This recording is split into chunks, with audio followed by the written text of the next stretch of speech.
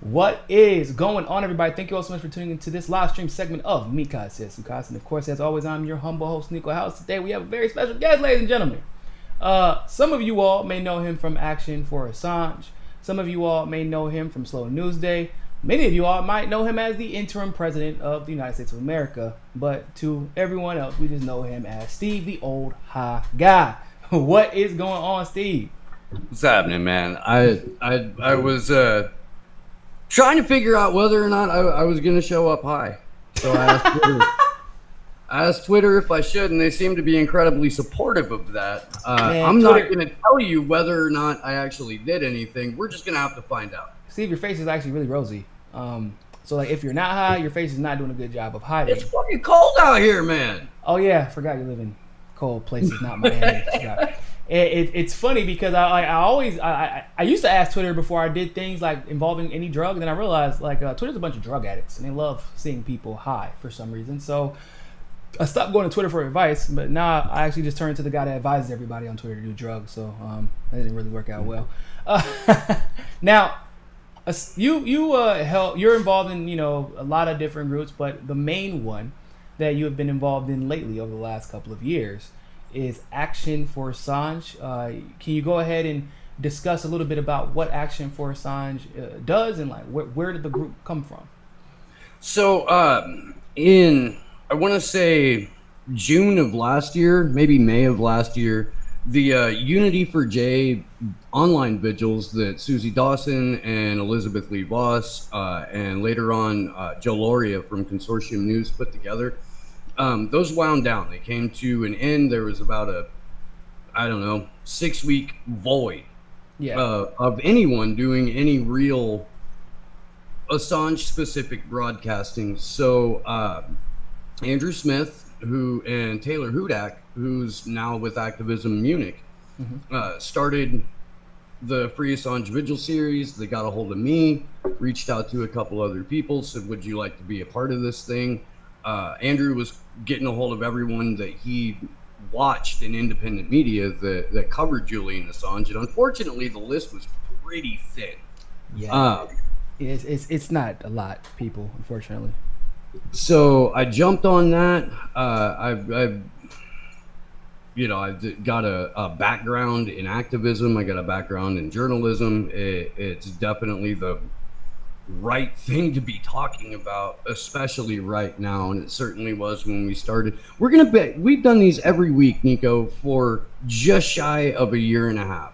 It'll be 76 weeks when we're back in DC on January 3rd and 4th for the events that we're holding as Julian's rendition hearing the decision gets read.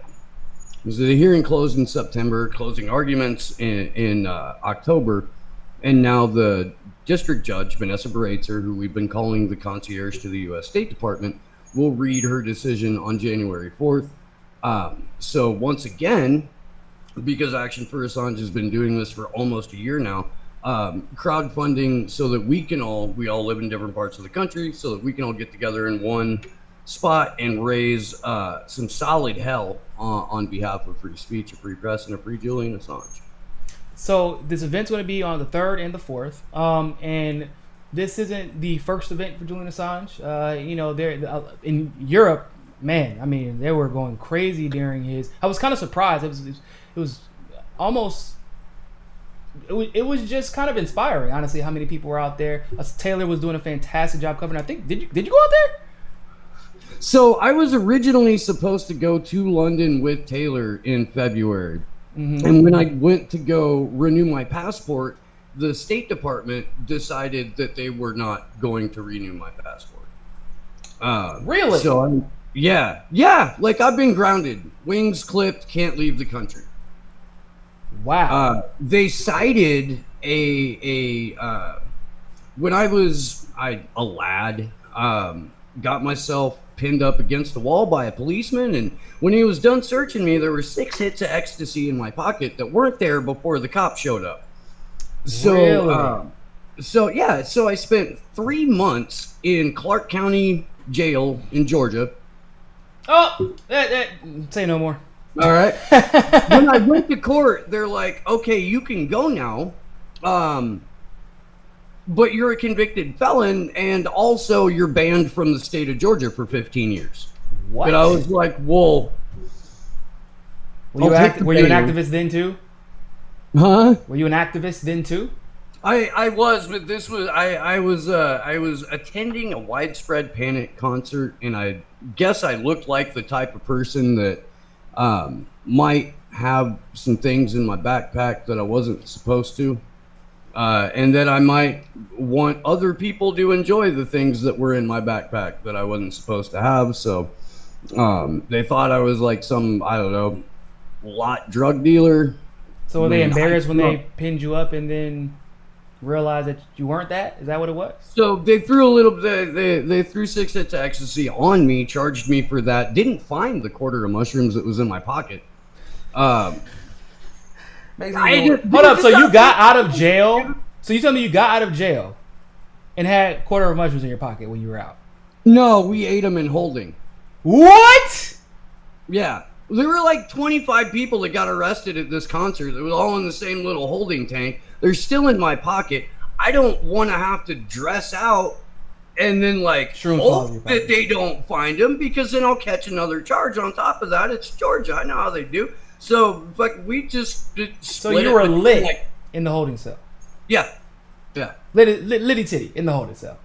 Yeah. Yeah, like 7 other people.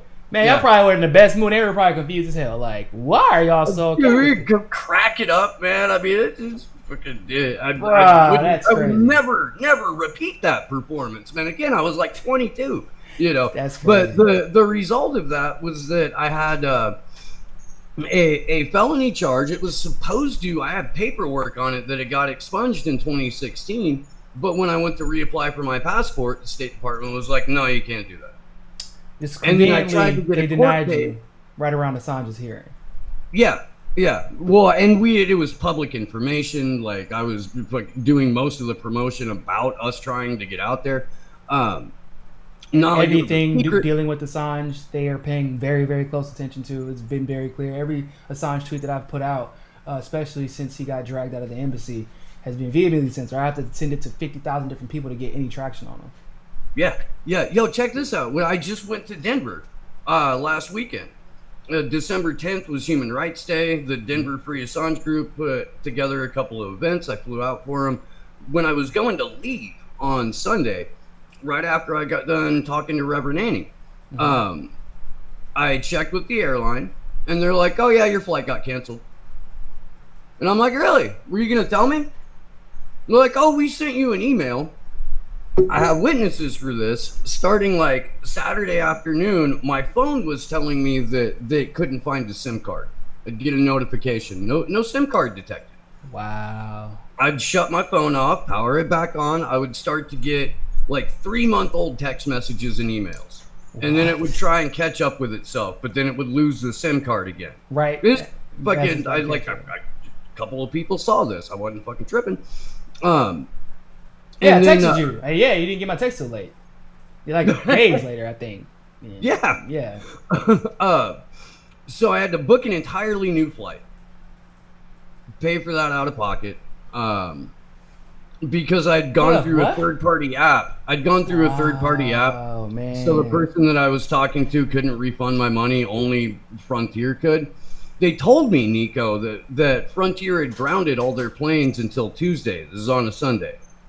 I'm looking out the door. It's sunny and cloudless in Denver, Colorado. It's cold, but I mean, sun shining. The couple of confused birds that were still there were chirping, and they're like, "Yeah, your flight's canceled." So when I went to go fly out on my new plane ride to a different airport, I had to fly into San Francisco instead of San Jose like I had planned on doing. Mm-hmm. I had to arrange for a different ride. I see 2 Frontier planes taxi right by me and go and dock to load and unload passengers. Another Frontier plane pulls up about 80 yards away from us on the de-icing platform where I had to sit for another hour and 25 minutes before we could take off to de-ice the wings of the plane. And there's a Frontier plane right over there, and I'm like, motherfucker. That's I talked to Garland. I was telling Garland Nixon about it because he told me what happened to him in Venezuela. Yeah, that was crazy, bro. I would have been terrified. Yeah, dude. Oh my God. Straight up. So I call him the next day. I'm like, Garland, I'm blaming you because he had called me that Saturday when I was in Boulder in an event to tell me everything that had happened to him. And then right after that is when my phone started saying, "Oh, we can't find the SIM card." And then my flight got not telling me until yesterday. Then I appreciate him not calling me until yesterday. Well, I straight up become like independent media's fucking therapist, and I don't even know how it happened.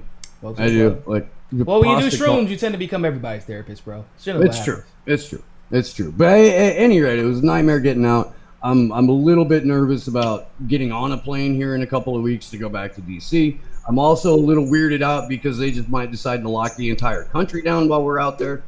Yeah, that's what I'm worried about. Is that part? I mean, they are already. So Miami randomly has a curfew. Like, we don't know why. Nobody here knows why, and they didn't really give an explanation. A lot of businesses obviously were expecting to be able to operate freely because of, Ron DeSantis lifting up restrictions, and they won't say why, because if they say COVID, then Ron DeSantis will come down on their ass. Mm-hmm. And so they're just like, oh, we're gonna have curfew, 12 o'clock. And so now these companies, these small businesses are about to close. Christine was just on actually talking about how her uncle had his business is done now, and but they're already shutting down the country or the city right now, the major cities, even though they're not saying it's because of COVID. Like, we know that, like, that's really the underlying reason, and a lot of these corporations the bigger ones want this shit shut down because they want to force Congress to give them more money. And it's been one hell of a grift, man. The single largest upward transfer of wealth in recorded human history in the CARES Act. The fact that, I mean, we just found out that, like, mega churches got 78.2 million, I believe, in PPP they don't loans. pay no taxes. What you mean they got 72 Yeah, no, million? there's a bunch of tax exempt organizations that got nearly $80 million in PPP. That's crazy, bro. So I want to go back to Assange. Now, this event's supposed to be on the 3rd and the 4th. Can you give people, like, the details of, like, what, like, the time, the place, what they can do to, like, prepare, and because obviously that's an event. Anything with Assange, and we would crazy. We would absolutely love to see people come down with it. I know it's January. I know it's cold. I know it's right after the holidays, but it's cold, Steve. It's really cold. It's really cold. This is pretty freaking important. That's true too. So on that Sunday, the 3rd, we're going to be at the Department of Justice. I'm sorry, I got this backwards. On Sunday the 3rd, we're going to be at the British Embassy. Sunday the 3rd, British Embassy. From noon to 2, we're going to have a couple of speakers. That night, we're going to go to the Department of Justice, do some light projection. When we were there in September, we got to play Collateral Murder on the front of the Department of Justice building. And it was like one of the weirdest moments in an arguably weird life that I've had. But that was just absolutely amazing to watch Collateral Murder play with the letters Department of Justice, like, sticking out from it. We got some great video. We got some great pictures. I'll send you at least one. But so we're going to do that again. And then Monday the 4th, because of the time difference, it'll be like 5 o'clock in the morning when we find out what Baratzer's decision is as to whether or not Julian will be broad daylight kidnapped and put on a plane and brought to the United States to go face 175 years under the Espionage Act for publishing verifiably accurate information. So we'll be back at the Department of Justice that Monday from noon to 2, January 4th. And again, we're going to have a couple of speakers with us, and it should be, we're hoping, honestly, and I know, like, dude, when you're an activist, you got to keep that, like, little center of hope around a very, very hard wall of cynicism. And I do hope that in light of everything that's come out over the last few weeks and in light of all the witness testimony, that the judge will make the right decision in that case and be like, no, I can't send you to the U.S. So we're hoping it's a party, but we're planning for a protest. Yeah. I'm hoping too, if for no other reason, and this is why it's important to continue to talk about it, right, and continue to bring attention to it. And you never know what catches fire, but the precedent there is a big deal. It's a pretty big deal, and I think that also maybe potentially Great Britain also was probably thinking that about the other way around. Like, yo, what if one of our citizens ends up in a situation, or we end up in a situation where the U.S. has control over an extradition hearing dealing with us, and shit gets bad. You know, you just never know because of how we screw over everyone who does what we ask them to. But I have hope. Things have been exposing themselves, and it seems like the universe has moved into correction mode. And it's been in the weirdest ways, I think, you know, in ways that a lot of us probably wouldn't have expected unless you do shrooms like we do. And but I'm hoping that Assange is able to rejoin his family here pretty soon, and that the very bare minimum, he's not shipped here, because that's it for him. If he's here under the Biden administration, y'all think that like Trump has it out for Assange? Trump just act like he don't know Assange. Trump's administration is bad, and they have it out for Assange. But also the people who are in Biden administration now, including Biden himself, they were all architects of the Iraq War and Afghanistan War. Like it wasn't just Bush who was exposed by those leaks, and people forget that. They think that, oh, it's a Republican, and that's who should have been mad at Julian Assange. But Obama was clearly trying to kind of like distract from the fact that he was trying to gun, and it's probably the State Department under Hillary Clinton. They were all trying to gun for Julian Assange by granting Chelsea Manning clemency, because then you're gonna say, oh no, he isn't trying to screw over Julian Assange. Why would he grant Chelsea Manning clemency then? She's the one who brought him. No, it's just like with DACA. They distracted using DACA because they were deporting more immigrants than Trump could ever dream of in his wettest dreams. And that's the stuff. That's a fact. Yeah, like, and that's what he does. That's what they do. So I just really hope that this works out, and I appreciate you guys not only organizing this event, but to have consistently put out video after video after vigil after vigil, and then, you know, y'all are journalists still, and y'all have shows, and y'all all have second jobs, and I'm sure that it would be cool to be able to do journalism full time, and yet the people that could help boost you, if you just stay quiet and kind of play the game, y'all offend daily because y'all demand that they speak about Julian Assange, that they bring attention to his name, that they talk about, you know, the freedom of the press that they are literally making their money from, that their livelihood comes from. So I got a lot of respect for you guys, and obviously that's how we came to know each other over time. But you know, just personally, I greatly appreciate it, because you never know. I might be in that fight next. Who knows? You might be in that fight next. No, I mean, that's the thing. We're all on the chopping block. Our fate is irrevocably tied to Julian Assange's. This isn't just a journalist or publisher or the U.S. setting a legal precedent, that they've got international territory. They've got international jurisdiction to prosecute anyone, and this came out in court. It's not just if you print classified material. It's if you receive it, and if you view it and share it. So anyone who's ever retweeted WikiLeaks could potentially be charged under the Espionage Act. People. Anyone who retweeted, and politicians. Yeah. Anyone who retweeted the Afghan papers that came out in 2019, the Washington Post published, cost them $300,000 in FOIA lawsuits just so they could corroborate everything that WikiLeaks told them in 2010. Really? I didn't know that.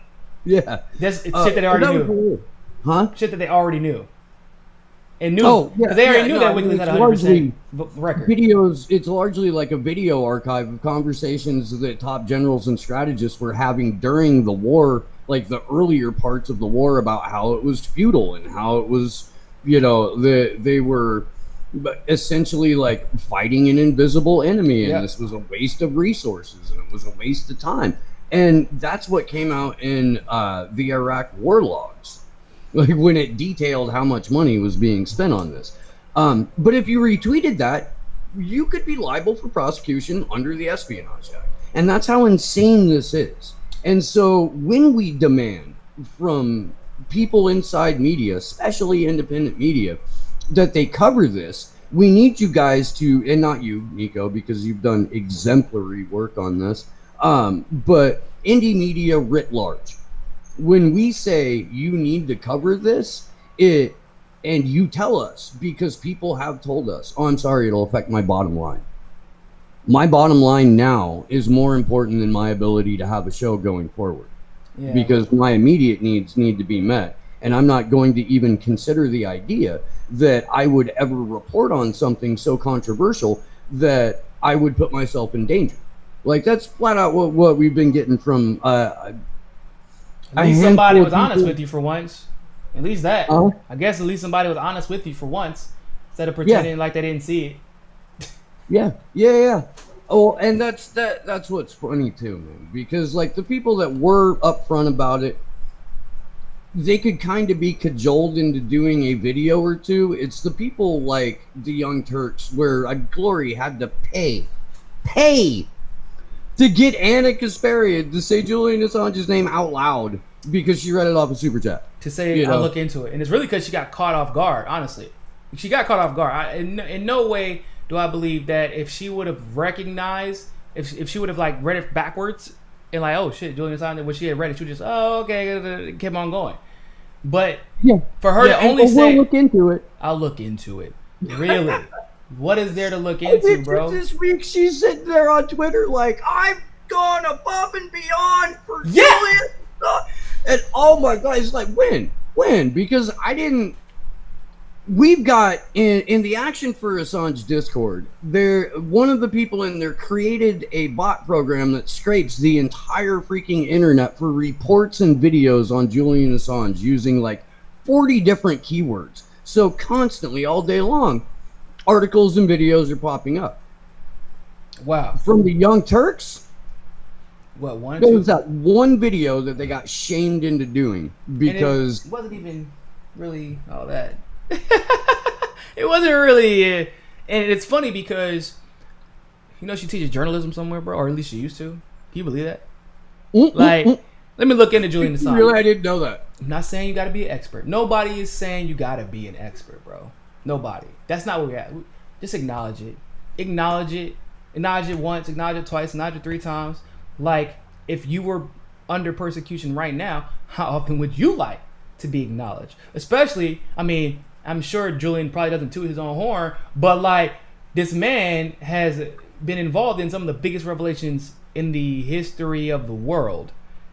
Like, I think that it's worth the effort to mention his name every now and then. And this whole caveat that I've seen of, I don't really like Julian personally. Bro, you don't know him. What the fuck are you talking about? None of y'all even knew anything about him. Like, even what you think you know about him, you didn't find out till 2 years ago, whenever people in the mainstream media started selectively disseminating bits and pieces of some quotes that you thought you know, and it wasn't even a full quote, or like, and mind you, that leak just came out, the audio leak that just came out, showing where Julian tried to warn the State Department, which he despises, that there was a rogue in WikiLeaks, or no longer part of WikiLeaks, but that took shit that they shouldn't have taken, or had access to shit they shouldn't have access to, and he was warning so they could save people's lives before it got leaked. Like, and he doesn't like this for many reasons. He doesn't like our State Department, and yet just to save lives, he put himself in a position where, you know what, this could make people could start to doubt like my integrity, or because a lot of people are like, bro, don't warn them about shit. He's like, no, I'm doing this to save lives. Yeah, like, well, and he even tells the State Department lackey that he's on the phone with, he's like, look, we are going to continue with our harm minimalization process. We're going to continue with the redactions. I'm calling you so that you can get a jump on this, because when I talked to German authorities, because the little rat thief bastard that took all this stuff is named Daniel Domscheit Berg. His last name Yes, is yeah. Domscheit Bird. All right. Sound real CIA-ish. So Daniel Domscheit it was the responsible party for this. It got to Cryptome, it got to Pirate Bay, it got to a number of different places. And Julian flat out said, like, the person who did this is trying to not just make you guys look bad, but he's trying to make us look bad too. Mm-hmm. You know, and that's not how we operate. We've communicated with you guys before. We're going to continue to do that because, boy, do we have a lot of phone calls to make going forward. You know, get used to my voice, Cliffy. You're gonna hear it a lot. Assange you know? doesn't run. He doesn't. They don't run. WikiLeaks doesn't run from anybody. They're like, nah, we're going to tell you what we're going to do, and like, I mean, you're not going to be able to do anything about it, but we're at least giving you an opportunity to hold people accountable before this stuff gets released. That's really what the goal is. If his goal was just to smear and malign people, then he could just release it and never make a single phone call. But the fact that he's giving them an opportunity, because it's like, you can't stop the shit, so let's go ahead and get that shit out the way right now. You can't do anything about it, but what you can do is show that there is some semblance of accountability in this corrupt oligarchy that some people decide they want to call a government. And of course, they've chosen to do the opposite every single time, but that just speaks more to them than to Julian Assange. But for Julian Assange to basically buck up and be like, everything that I do, I will straight up confront you and tell you that it's going to happen, because my goals have always been freedom of the press, freedom of information, and to expose governments. When people always say, well, why didn't he expose Trump from 18 years ago, whatever, I'm like, he never exposes private citizens. What are you talking about? That's never been his thing. He never does that. That's not his goal. The moment you enter into government, whatever you do then, it's free game. And well, here's the thing, man. How WikiLeaks operates is they'll say, you know, they had a most wanted list where they were like, we would love to see information about this, but other parties have to provide the information. Then WikiLeaks goes through a verification and vetting process, and if it meets their qualifications, which are it's very never been published, it's newsworthy, and it passes the sniff test, then they'll publish it. But not until all of that happens are they going to release anything.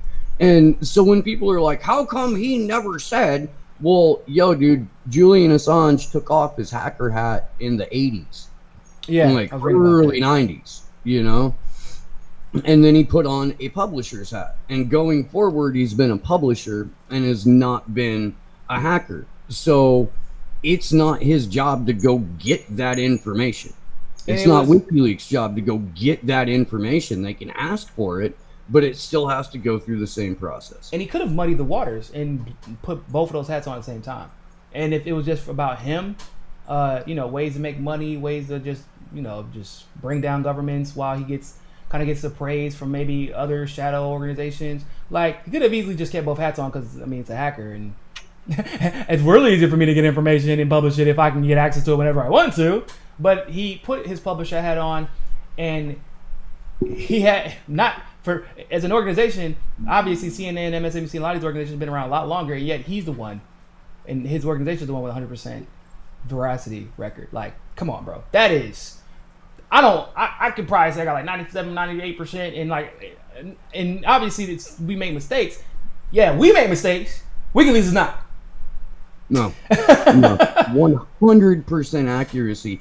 And even when people challenge like the ridiculous idea that Julian Assange was somehow working with the Russian government on the DNC leaks, did you know, Niko, that just last week, or over the weekend, the FBI admitted, oh yeah, we've had Seth Rich's laptop for 4 years. Oh yeah, there's over 20,000 emails on it. Oh yeah, it really does. This is coming from Ty Clevenger, who's Ed Butowski's lawyer. Ed Butowski is the guy who has all the Seth Rich lawsuits that have been going on over the last 2 years. According to Ty Clevenger, they prove these emails on Seth Rich's laptop prove that the DNC leaks were an inside job, that there were no state actors involved whatsoever. And then I mean, it was kind of obvious. Are we hearing about that in the mainstream media? Are we hearing about that in independent media? I'm finding out about it right now. How many people and our covers have for July. The audio that just came out. Oh, the Veritas one? Well, no, what they do is they send out the little bots to say, oh my God, you got to listen to Veritas? I'm like, I mean, what about the audio? Yeah, but Project Veritas, I'm like, hold on. What about the audio, though? Like, what do you got to say about that? Well, no, because of Project Veritas, I'm like, okay, so hold on, let's look the fuck back. So, you got to hit people with what they know. You're a Bernie supporter, right? Well, yeah, I was. Okay, cool. I just saw you retweet CNN the other day. I can guarantee you, as much as you may hate Project Veritas, they've been more accurate than CNN has.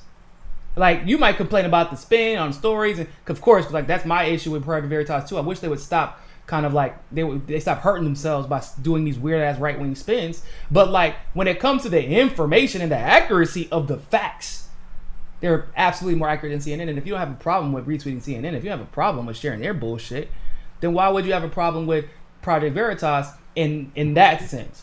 Look at the information, listen to the audio yourself, and then you be the judge. Yeah. It's, look, when it comes down to leaked audio, it's pretty easy to verify if that's Julian Assange. Mm-hmm. Julian Assange is one of the most recognizable voices on the planet. And speech patterns. It's very, very distinct. Like, you would know if it was. And a lot of that stems from him, as we found out during the hearing, having Asperger's. Like, there's a very particular pattern of speech that he has, and there's a very particular way of even breathing while speaking. That explains why he is so bold to literally just call state departments and without any. Yeah. And then remember what he said in audio? He was like, actually, we at WikiLeaks consider this more of a you problem than an us problem. Like, I'm like, bro, what the you're crazy. But like, people, Asperger's, like, bro, they don't give a shit.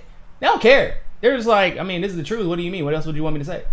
Yeah. You're supposed to dress it up? No. Wait, here, let me put a ribbon around my dick before I flop it on the table and fucking let you know what's happening. Yeah, exactly. Yeah. But that's, I guess, we all have our own. Some people would consider Asperger's to be a disorder. In Julian's case, for example, like, things like that make him probably superb when it comes. I would never in my life do some shit like that, bro. I'm like, the moment I dial their number, they're tracking me. They can find me any moment. He's like, I don't care. I mean, it's the truth. I mean, I guess. And maybe that's helped him get through this because he processes the situation differently than most of us super pussy empaths would. Because I would be done, bro. I'd be mentally gone. Y'all would be seeing me out here with half my hair cut off. I'd be looking ashy in jail. When Julian's putting up the thumb, I'd be putting up my middle finger. Like, oh man. But he's always stayed positive. And he's always, it's crazy how positive he stayed. He's always stayed diligent. And to this day, I'm sure he's coming up with new ways to further WikiLeaks' agenda, like of exposing the deep state. Like, he's probably still doing it, even in solitary confinement, even as he's being cut off from his people in court and shit like that. He's still doing it. They have done a pretty good job of removing Julian from the table, though, man. There were 6 months in 2020 where he didn't have access to his attorneys.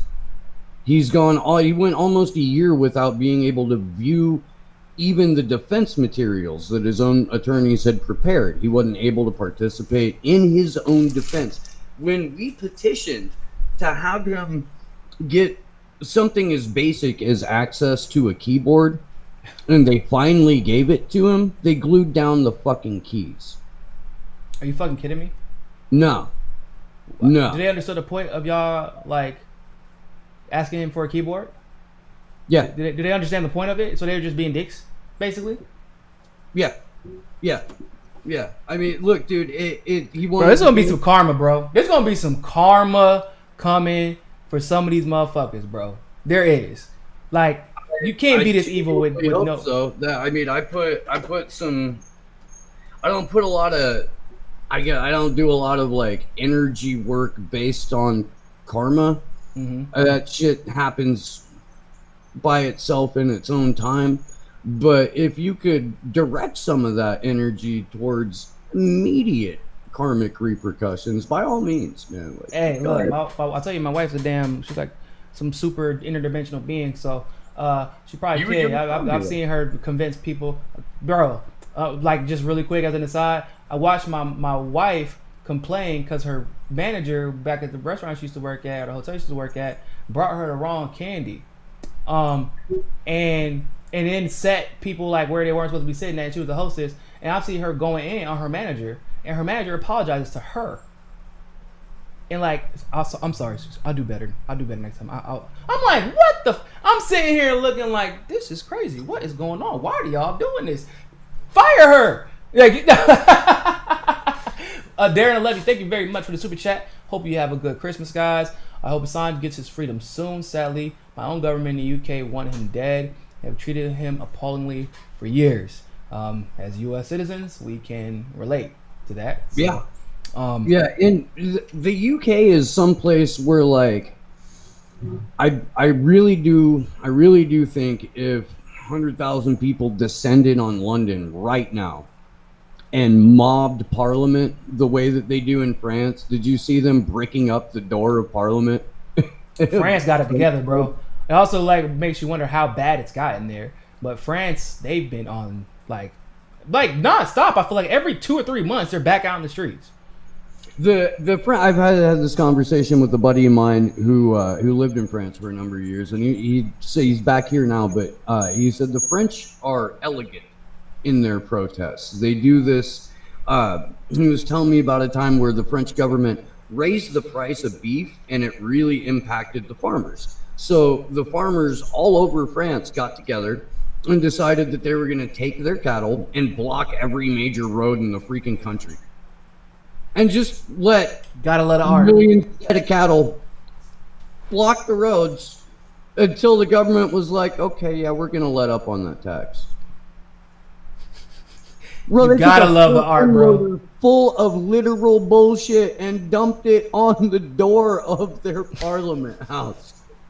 Bro, it's like when they saw the shit, they're like, all right, touche. I guess we got to give them this one, y'all. Look at, you see how much effort this took.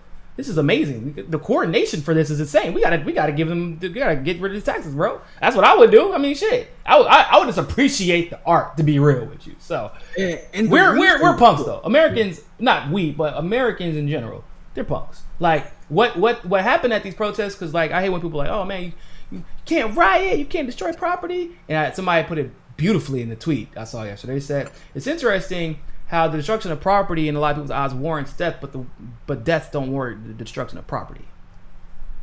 I was like, yeah. Shit. Yeah. No, the very first protest I ever went to in my life was in Indianapolis, Indiana, in probably like 1992, and it was for Mumia Abu Jabal. Some friends in the town I grew up in, their parents were like somehow connected to the Move House and the whole Move organization. I was 4 when this happened, Steve, so I have no idea what you're talking about. So okay, remember I'm hella old. No, I was born in 78 when they bombed the Move House. I was what, 86, 84.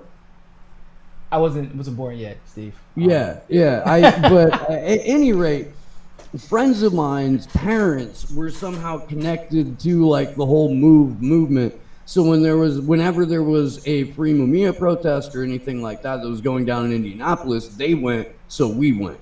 And that's how I started getting involved in activism. And I remember so clearly my friend Snapper's mom being like, okay, dude,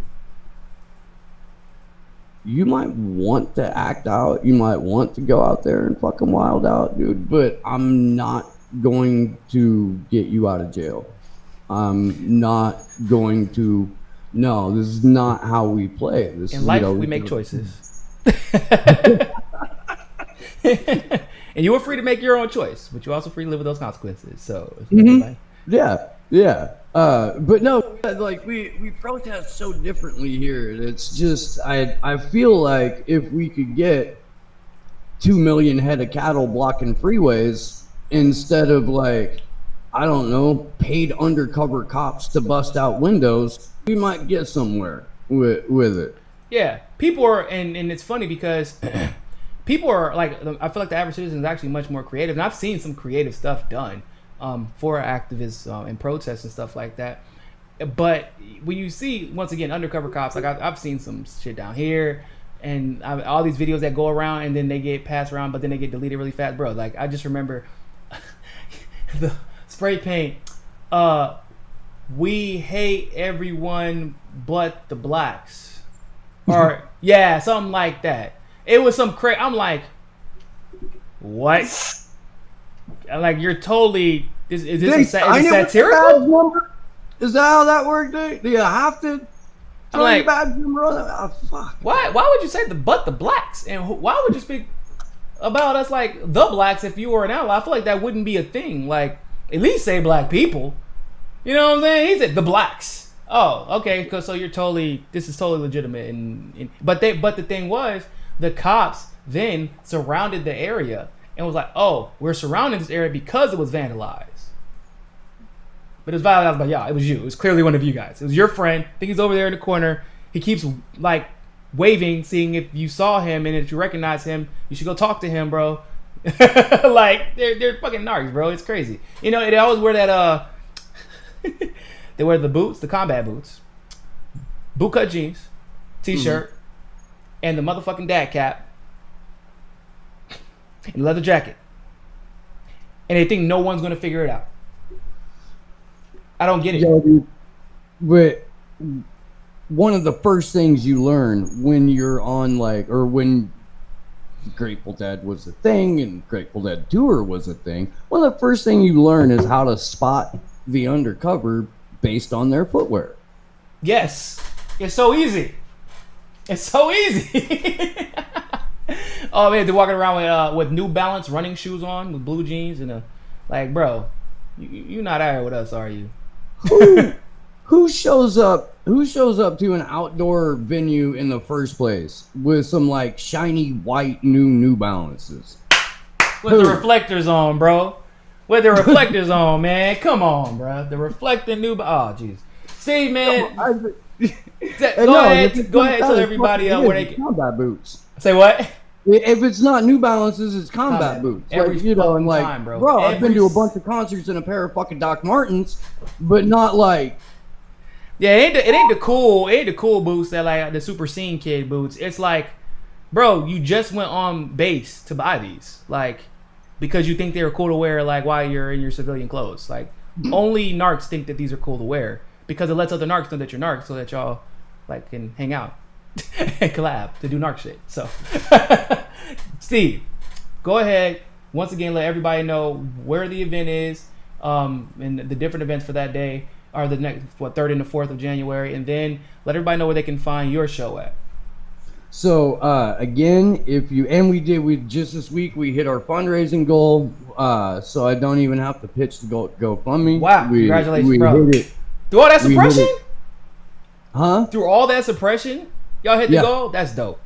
Yeah. Look, man, we have a hardcore audience, and the Assange community is international.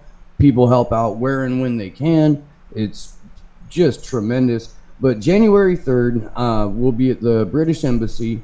We'll be from noon to 2 in Washington, D.C. And we'll be in front of the Department of Justice building later on that night. I actually don't have the time for that because I'm pretty sure we're not supposed to be doing what we're doing. Yeah. Actually, if anybody asks, you're not going to be at the Department of Justice. Yeah, we're totally not going to be at the DOJ that night projecting collateral murder. DM Steve just found out when that is. All that stuff right onto the front of the building. The FBI building's right across the street too. It is. Like bro, it's nuts. And then January 4th will be in front of the Department of Justice, noon to 2. As always, the Free Assange Vigils stream Tuesday night at 9 p.m. Eastern and Saturday afternoon at 1 p.m. Eastern on Action for Assange, on my channel, Slow News Day, and on your channel, or the MCSC network, because you've been very generous and allowed us to stream. on your platform, and we really do appreciate it. My show is called Slow News Day, which you should be watching on Rockfin because they're going to yank my YouTube channel at any point. Shout out to the Ray token, by the way. It's like $1.40 right now. Holy shit.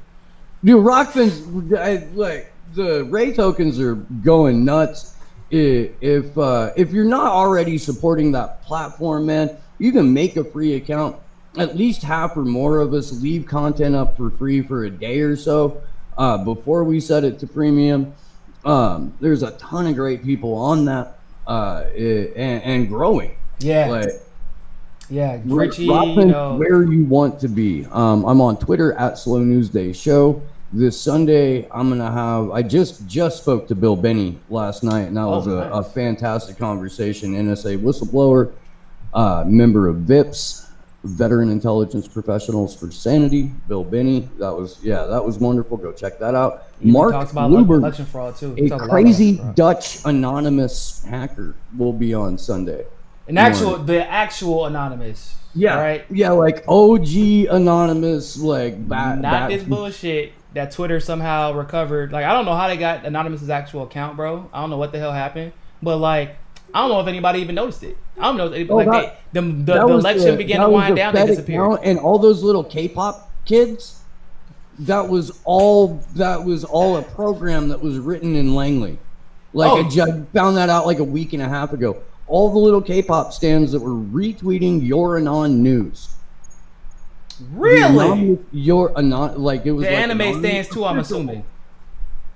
Huh? The little anime character Twitter account too, I'm assuming. Yeah, with the little anime abbies. Yeah, but like all the little K-pop kids, that was all a bot program that the fucking CIA put out. Well, see, it's super obvious, by the way. We'll definitely be talking about that with your Mark Lubers on Sunday, which is the history behind the fake name is hilarious, and I'll definitely go into that. You know what the biggest clue to me was that those accounts were fake? Whenever like I ran into like maybe 20 or 25 of them that were black apparently, and don't get me wrong, black people I love K-pop, and there are a few that I know that are like kind of like seeing kids that did end up falling in love with K-pop. But I went to a black church for about a decade, bro. Okay, had a Korean flag on my arm. There is no black kid that I know that cares that much about politics and that much about K-pop. Not a single one. Not a single one of them. No. And then never showed their face anywhere ever. And just has pictures and backgrounds of K-pop stars. But every tweet that they retweet, every tweet they reply to is politics. But everything that they retweet is K-pop.